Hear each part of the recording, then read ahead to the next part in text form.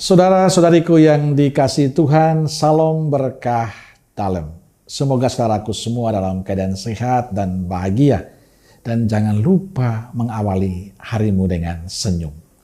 Senin 4 Desember 2023, kita awali permenungan kita dengan tanda kemenangan Kristus dalam nama Bapa dan Putra dan Roh Kudus. Amin.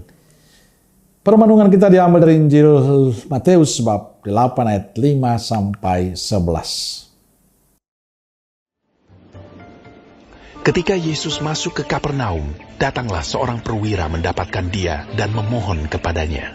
Tuhan, hambaku terbaring di rumah karena sakit lumpuh, dan ia sangat menderita. Yesus berkata kepadanya, "Aku akan datang menyembuhkannya." Tetapi jawab perwira itu kepadanya, Tuhan, aku tidak layak menerima Tuhan di dalam rumahku. Katakan saja sepatah kata, maka hambaku itu akan sembuh. Sebab aku sendiri seorang bawahan, dan di bawahku ada pula prajurit. Jika aku berkata kepada salah seorang prajurit itu, pergi, maka ia pergi. Dan kepada seorang lagi, datang, maka ia datang. Ataupun kepada hambaku, kerjakanlah ini, maka ia mengerjakannya. Setelah Yesus mendengar hal itu, heranlah ia, dan berkata kepada mereka yang mengikutinya, "Aku berkata kepadamu, sesungguhnya iman sebesar ini tidak pernah aku jumpai pada seorang pun di antara orang Israel. Aku berkata kepadamu, banyak orang akan datang dari timur dan barat, dan duduk makan bersama-sama dengan Abraham, Ishak, dan Yakub di dalam kerajaan surga." Saudaraku yang dikasihi Tuhan, bacaan Injil hari ini bicara tentang iman seorang perwira. Ia datang pada Yesus untuk memohonkan kesembuhan bagi hambanya yang sedang sakit. Sikap perwira yang datang sendiri bertemu dengan Yesus dan memohon agar Yesus menyembuhkan hambanya, menurut hemat saya agak aneh. Seorang perwira yang memiliki jabatan mau merendahkan diri di hadapan Tuhan. Sebenarnya ia bisa saja memerintahkan bawahannya untuk bertemu Yesus. Tapi dia memilih datang menunjukkan sikap rendah hati sang perwira. Dia sadar di hadapan Tuhan apapun jabatannya tidak ada artinya.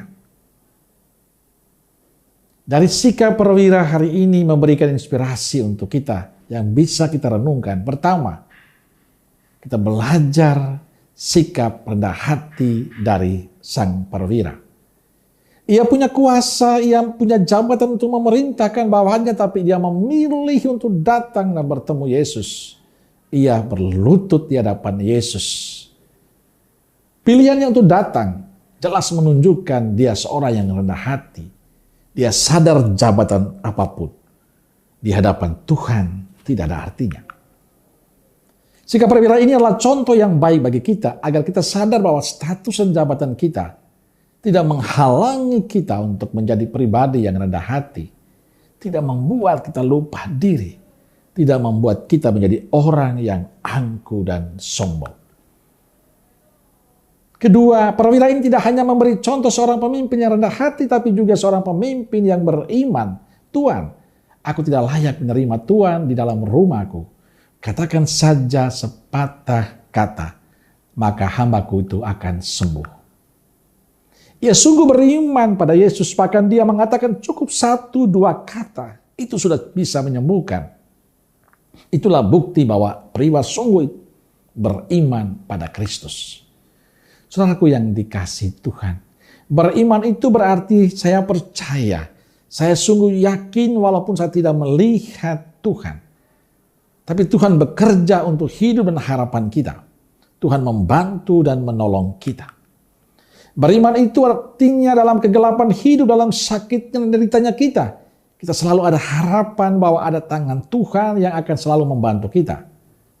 Dalam kebingungan dan masalah kita, kita tidak putus asa. Tidak berpaling dari Tuhan. Tapi tetap percaya, semakin yakin datang padanya. Dan bagi saya itulah beriman yang sesungguhnya.